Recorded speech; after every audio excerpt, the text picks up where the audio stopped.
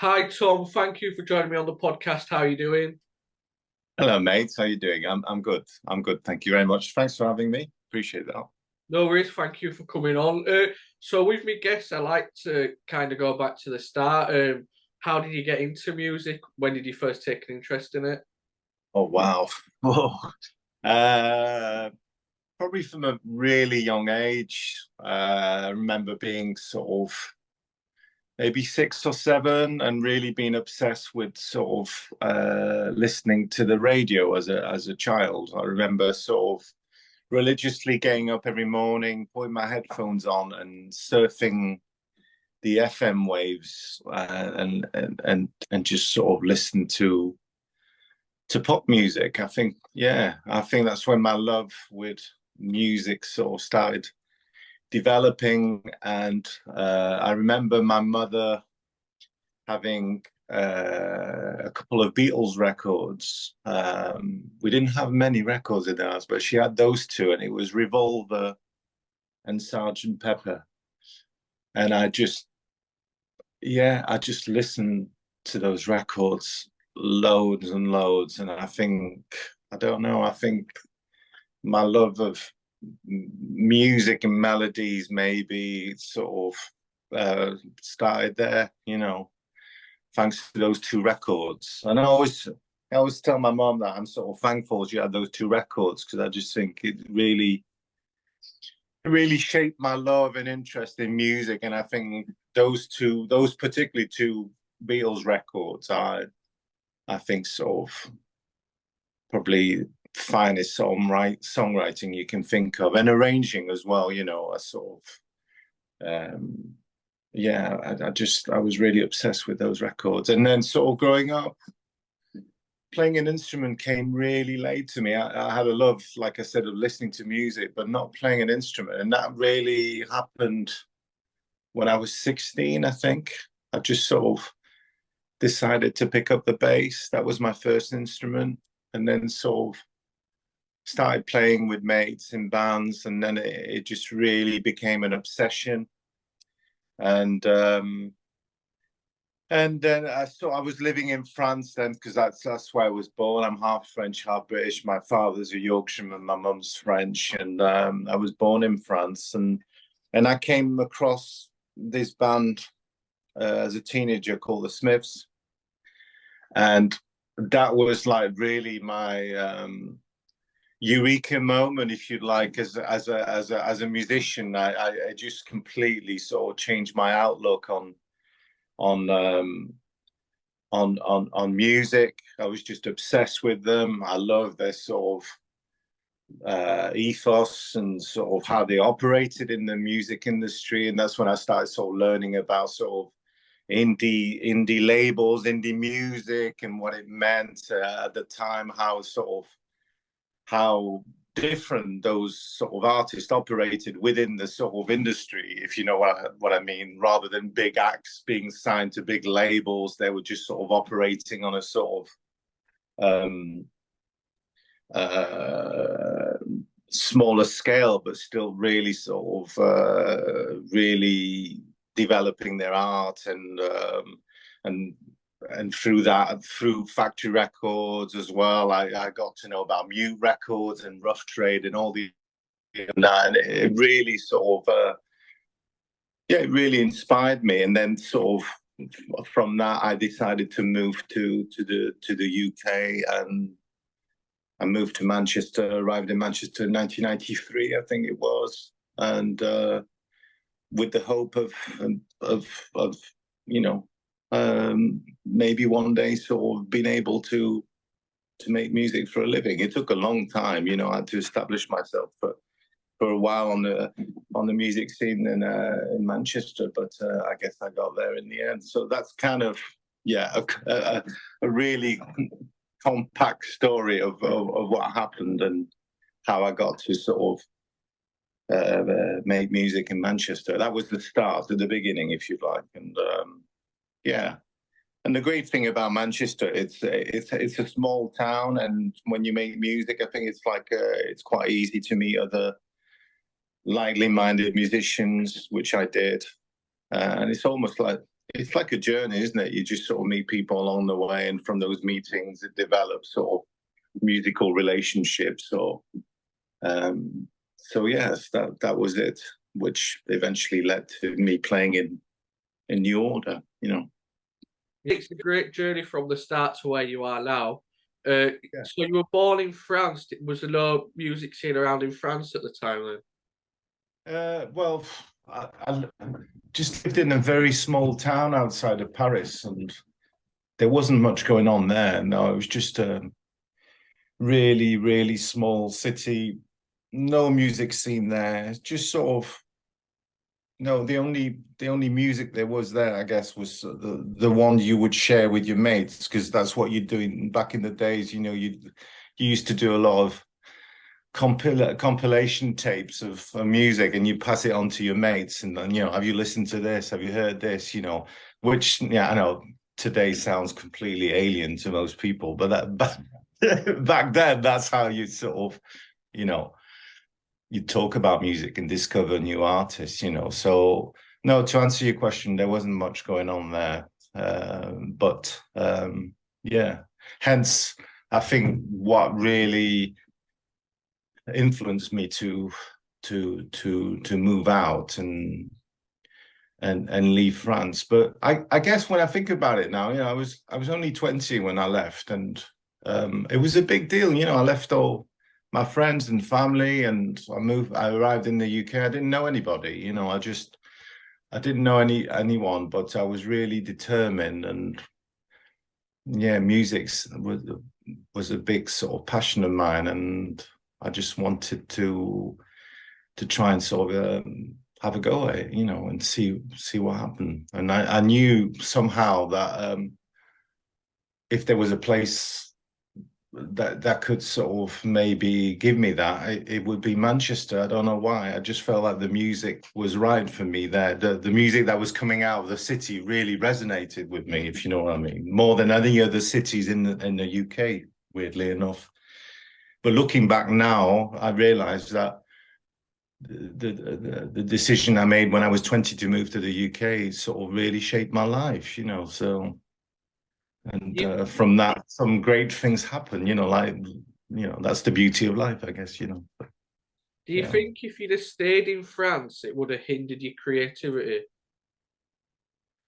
I don't think so, but I don't think, I don't know. Do you know what? It's a good question. I don't know what would I have tried to sort of establish myself in France and meet other sort of lightly minded musicians. I don't know. It's interesting because not far from where I lived is where Daft Punk and Phoenix and the band Air are from, you know, and I like those bands. I think I like the sound, and so who knows? You know, maybe I might have bumped into those guys.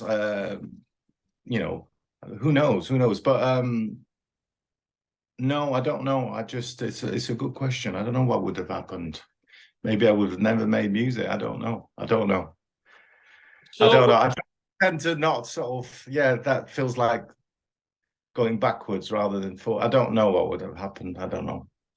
so when you moved to Manchester when you were 20, what was your first thoughts of Manchester when you were there? Was it how you expected it to be? Uh, yes and no. It's very different from where it come from. It had this sort of post-industrial sort of feel to it, and that was sort of prior to the IRA bomb going off in 1996. So the city was still it was very different from what it is now. It was quite a sort of, yeah, as I said, sort of industrial looking city. The weather was very different, you know.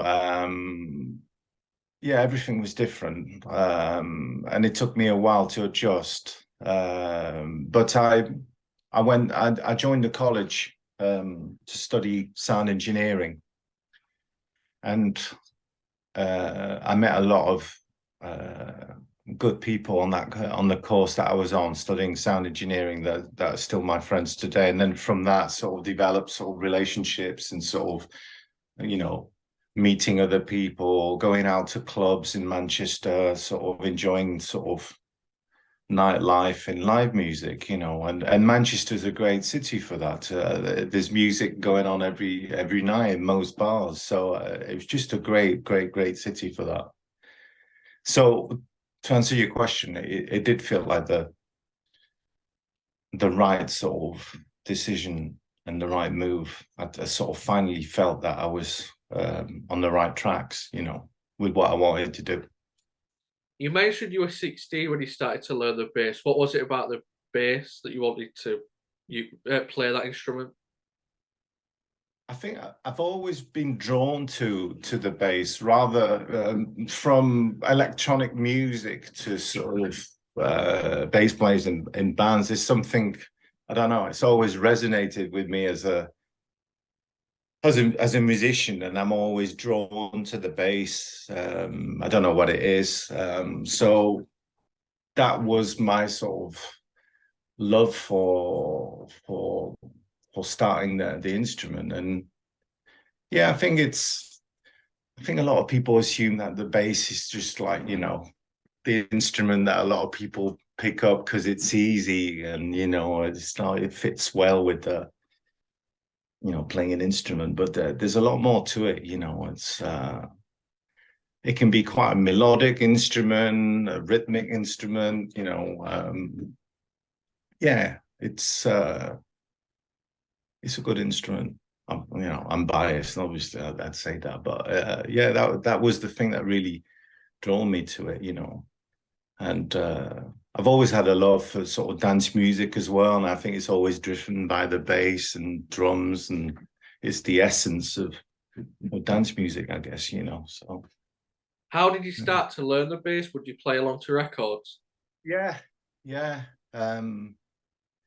Pretty much sort of putting records on the sort of record on the vinyl player, and sort of lifting up the needle and going back to the start of the track, and going, you know, doing that 100 times a day, sort of learning a part. And but it, again, you know, to some people today that would sort of sound alien, but that was back in the day. That's how you learn, you know. And I can't read music, so I was just really uh, trusting my ears and sort of developing my sort of sense of sort of listening to music and analyzing everything on a record, you know. And I think it helped me sort of really break down um, each individual parts on a record and what was going on, you know. But that's how I learned, basically listening to vinyls and trying to mimic what the the players were doing, you know, sort of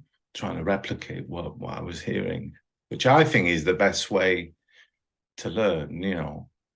I mean, and that became an obsession. It was just, you know, about learning songs, and just the feeling it gives you when you get it, you finally get it, and it's just like such a buzzing feeling, you know. So yeah, that was it really. What advice would you give to somebody that started out playing the bass or any instrument, really? Just sort of, it's got to be fun, you know. Yeah, I see a lot of sort of teaching sort of techniques with children and sort of learning an instrument. And it's really, a lot of the time, it's just like really, it starts with them having to learn how to read music, which that in itself is not so much fun sometimes, you know. And it's just sort of, I guess it's a different way of learning. It's got to be fun. You got to get something out of it. That's what I'd sort of say to them. And try and sort of find your own sort of technique to learn an instrument, something that sort of gives back to you, you know. I think that's the important bit. So you mentioned you moved to Manchester in around 1993. Yeah. A Bad Lieutenant came about like nearly 15 years later. So what was you doing in those 15 years? Were you in and out of bands? I was involved with a lot of sort of local bands, and like I said, sort of playing with a lot of different musicians, and really sort of learning my craft, and playing in small bars, doing a lot of sort of touring around the UK in a little van, and sort of really experiencing that, and learning, putting on shows. And yeah, that was it. It was just sort of, and with the hope that something would happen, because that's what you do with music. It's not about, for me, it's never been about sort of success or fame or anything like that. It was always about sort of writing music, and see what happens, and sort of get out there, and expose yourself, and see if people pick up on it. I think that should be the basis of making music for anyone starting out, and that's what you got to do, and trying to sort of be part of different scenes that are happening in your city, and trying to get involved with other bands and other musicians. Yeah, you've got to Yeah, put yourself out there and be amongst it then, rather than waiting for it to happen to you. 100%, 100%. Yeah, yeah, and try and create your own luck as well. I think I think is important. So on to Bad Lieutenant. How did it come about working with them? So, well, prior to Bad Lieutenant, I was working with Paul Heaton, from the House Martins, who'd just moved to Manchester because he'd split up with the Beautiful South, and he was looking to sort of start a solo record. And at the time, I was working with a friend of mine who'd been in the Fall, and Paul happened to see the both of us perform in a bar in Manchester. And I think he was interested, and he was looking for band members. So that's how we got involved with Paul Heaton, basically, as his backing band. I did that for a couple of years, did an album with Paul. It didn't quite work out. And a friend of mine said that sort of Bernard Sumner was looking for a bass player, because he'd been working on a new project called Bad Lieutenant with Jake Evans, Phil Cunningham, and Alex James from Blur. But I think they were looking to do some live shows with the album that they just done. And Alex was busy with Blur, because I think they were just reforming, and they were going to do some shows. So my name sort of came up. And yeah, I just went for an audition, met them, we got on really well, and it just felt right. And that was the start of that sort of musical relationship, really. Back in 2009, we did some really good shows. We played some festivals, and yeah, it was a good album to promote, and it was a good time. Yeah. Did you feel like that's what you'd kind of worked up to achieve at that point? Yeah, it was just a sort of continuation from sort of having sort of worked with Paul Heaton, and then sort of with Bernard Sumner, and Phil and Jake. It just felt like I was on the right track with what I wanted to do, and the music was also, the Bad Lieutenant's music was more suited to what I wanted to do. I think it resonated a bit more with me. So I just felt like I was involved with some good musicians, and yeah, it felt good to be in that band. Yeah. So New Order reformed in 2011 and brought you in to replace Peter Hook. When was you asked to join the band? Well, it came about because a friend of New Order called Michael Schamberg, who was involved with Factory Records in New York, and Michael was involved with New Order sort of for making videos for them back in the days. Michael was quite ill and needed sort of help with his for his care in America, and he approached us, Bad Lieutenant, and asked if we would do a charity concert, which we agreed. And it was going to be Bad Lieutenant, and Michael was the one who said, "Well, why don't you do it as New Order?" And I think from that sort of moment onwards, it planted the seed, and New Order sort of started again with me playing bass and Gillian back in the fall with Phil and Steve. And we did a couple of concerts, one in Belgium, in Brussels, and one in Paris.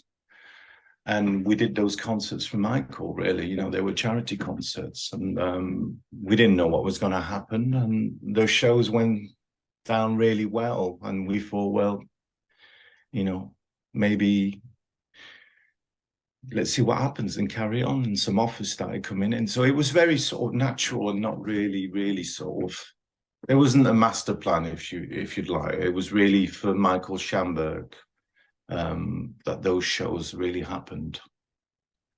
You mentioned, oh, no, sorry, carry on, sorry. That's okay, go on.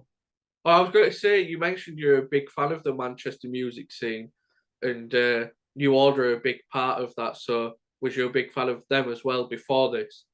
Yes, I was. I enjoyed Division, and you know, they were part of all the acts that really sort of resonated with me as a musician. You know, yes, I was. Yes. So, Yeah. were you nervous about joining the band? Of course, and I was also, you know, near. I was replacing, well, not replacing, but I mean, sort of walking in the steps of sort of Peter Hook, and you know, and all this sort of yeah, the pressure that went with it. So of course I was, you know, and I wanted to do well, but so yeah, of course I was nervous, but I wanted a good nervousness, you know. It was just like exciting as well. It was those first two shows were fantastic when we started. It was exciting, you know. It was a good time. You mentioned you were stepping in big shoes with Peter Hook. What was the fans' reaction? Fans' initial reaction, the public's initial reaction to you replacing him? I don't know. You'd have to ask them that. I think that, you know, I'm still in the group and everything's going well, so I think I must have done something right. Well, you mentioned you're a big fan of Joy Division and New Order, and Peter Hook's had a few digs at you in the press. Does that hurt or does it not bother you? No, I don't really pay attention to all that. I just, yeah, I'm not really interested. Yeah, I'm not interested. No, it doesn't. No, I No, just, no. no. No, I wish him all the best, and I hope he's happy with what he's doing now, you know. Yeah, definitely. Yeah. So you played on the Music Complete album, which was released in 2015. What was it Right. like recording that album? It was fantastic. It was great. It was an exciting time, and yeah, I was involved in the writing with that. It was good. It was good, and the writing came very naturally between all of us. We had loads of ideas, and it was an exciting time. We wanted to make an exciting record, and we achieved that, you know. It was fantastic. It was also very sort of it was a learning curve for me as well, as a musician, as a writer, as a producer, just to be involved in the studio with New Order and to work with Tom Rowland from the Chemical Brothers, which I absolutely I love that band, and it was a great time, you know. It was exciting for us, for me as well, you know. I took a lot from it, you know, and yeah, it was inspiring times. Yeah. When you're working with these great musicians, obviously a great musician yourself, but do you feel you've got to up your game a bit? I don't think I have to up my game because no, they know what I have to offer, but I think you have to sort of trying to sort of give the best of what you have to offer to them, you know, and push yourself. But they, you know, they being in that band sort of does that to you anyway. You just want to sort of be the best at what you're doing, and trying to sort of complement in the best way the writing, if you know, or the live shows with your performance or anything, you know. So yeah, you just I think like any sort of any other jobs really, if you love what you're doing and you care about it, that's what you want to do, you know. So yeah. Since that album, we've heard a new single called "Be a Rebel," and you mentioned a couple of years ago that you were in the studio writing new material. So, will we hear any new material soon? I don't know is the answer. I don't know. I don't know. New Order doesn't really make plans. It's not that kind of band. So who knows? Who knows? Never say never. I don't know. I don't know. I'd like to. I think it'd be good. I think it'd be good for the group to write more material, but we'll have to see. I don't know. I don't know what's going to happen. Hopefully, yes. Hopefully. Good, good. Is there like some material already there? There are ideas. We've always got ideas. I think everyone, 'cause we're quite we're creative people, so we've always got ideas. But ideas are only the start, the very little start of songwriting, you know. So after that comes a lot of hard work, and it's very time consuming, and we've not started that process. So I don't know. Yeah, I don't know what's going to happen. Yeah. Just see what the future holds, kind of thing. What happens? See what happens. Yeah. So, New Order have got two big shows coming up on Thursday, playing Cardiff, and Correct. then on Saturday, there's a homecoming show at Wythenshaw Park. Are you excited for these gigs? Yeah, it's going to be really, really good. Yeah. Playing a hometown gig is always a bit sort of nerve-wracking, you know, for many reasons. And yeah, and the guest list is just so crazy. And but it should be good. Yeah, I'm really looking forward to it. We've got great sort of people supporting us as well. It's just going to be a great day, I think. You know, one to remember as well. So yeah, I'm looking forward to it. Yeah, definitely. You've got some good support acts for both gigs as well. Correct. Yeah. Yeah. Yeah. So, what? Speaking of playing live, what's your favourite song to play live? Oh, that's a difficult one. There's loads because there's so many great songs that I just uh, let's have a think. Well, I always love playing.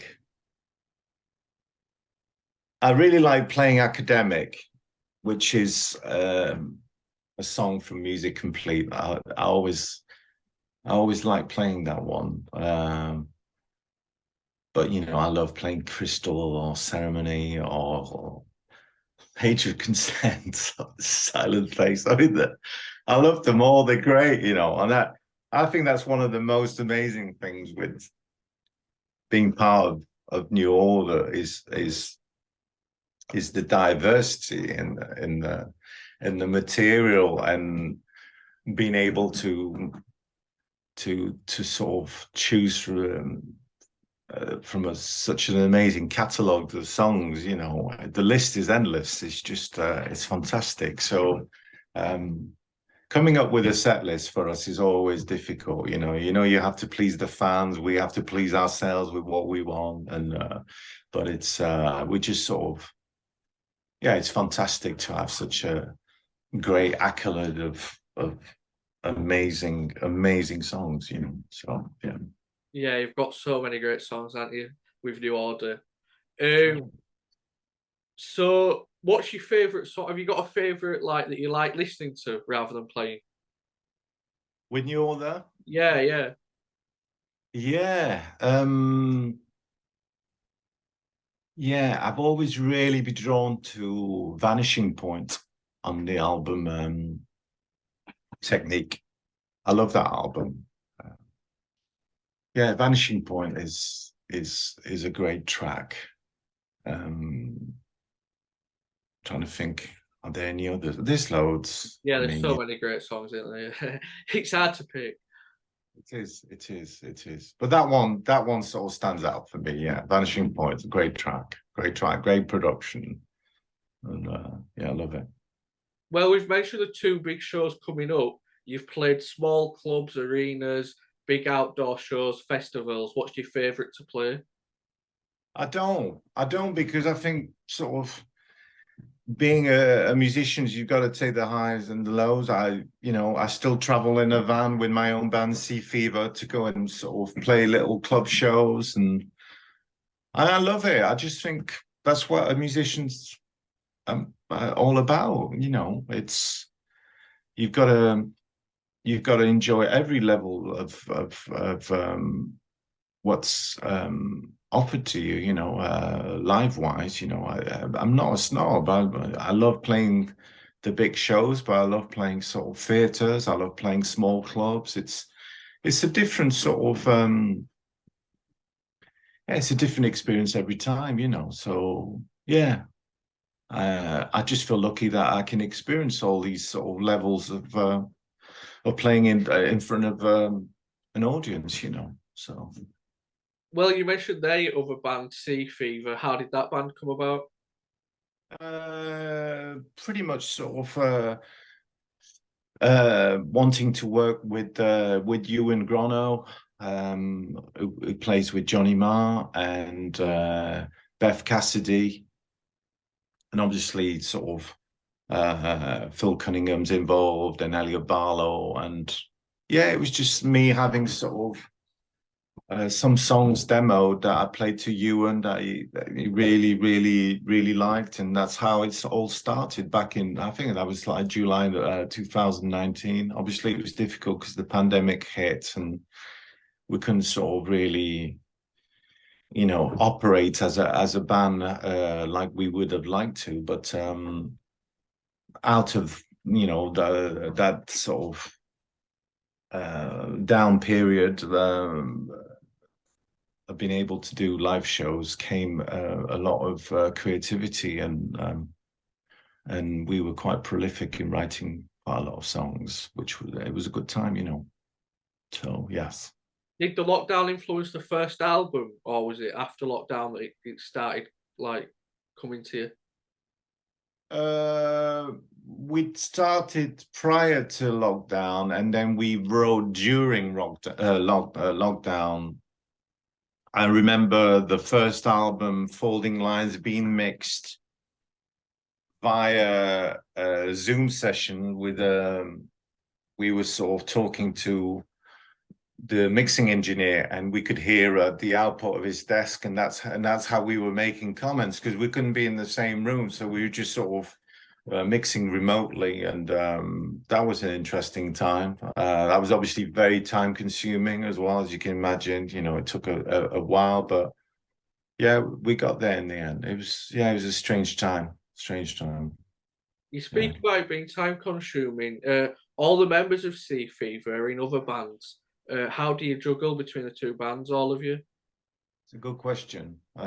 It can be challenging at times because of our sort of diaries and but we make it work. But I think essentially we love writing. I think that's really where we're at ease with Sea Fever. We love being in the studio and writing music and sort of creating yeah, creating and writing new songs. The live shows we enjoy as well, but it takes a little bit more organizing, shall we say, because of all of our commitments. So, Is it right that you've got a new album coming out very soon? Yes, it is right. We're trying to finalize the deal to sort of to put it out, but it's ready, it's mixed, it's mastered. We've got the artwork done. It's all ready to go. It's sounding great. It's a new sort of it's a new musical. No, I'm not going to say a new musical direction, but it's a different sound from the first record. So we've moved on a little bit from that record, and it feels a bit more electronic to me.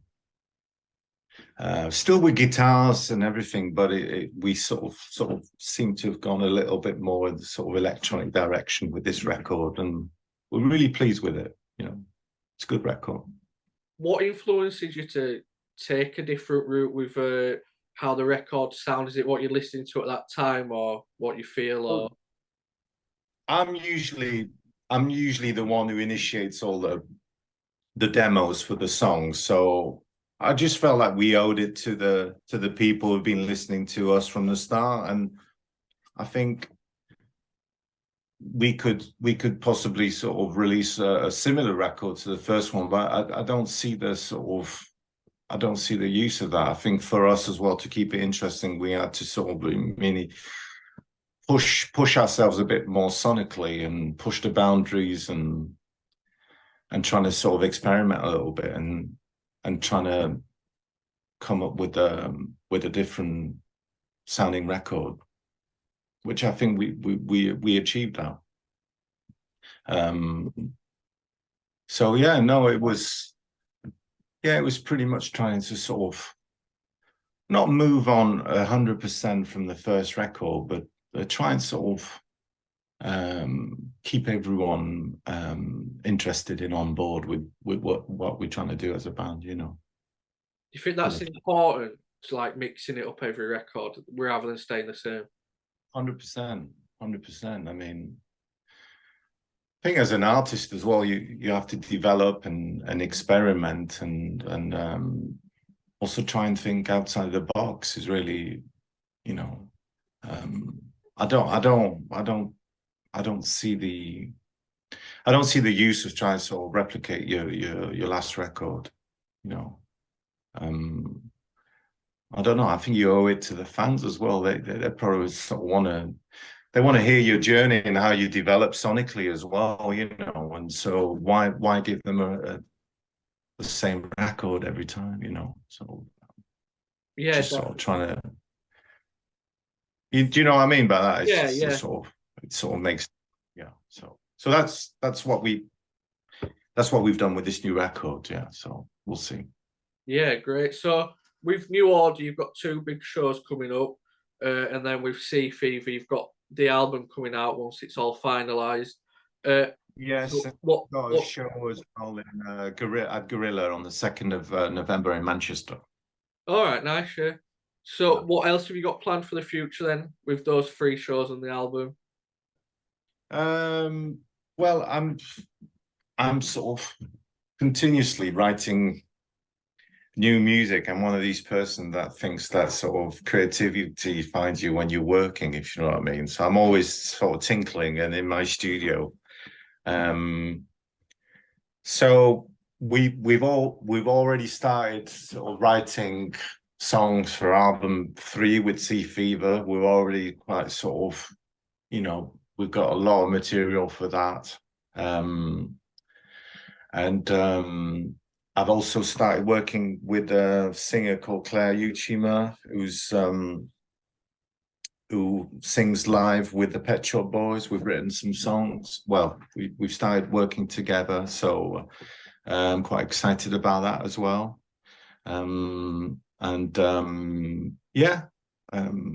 That's pretty much it at the moment. See what happens. Yeah, definitely. Well, that's been a great interview. I've really enjoyed talking to you and hearing about your life of music. Thank you. No worries. Thank you for joining me, and speak again soon. Take care. Thanks for your time. See you later, man.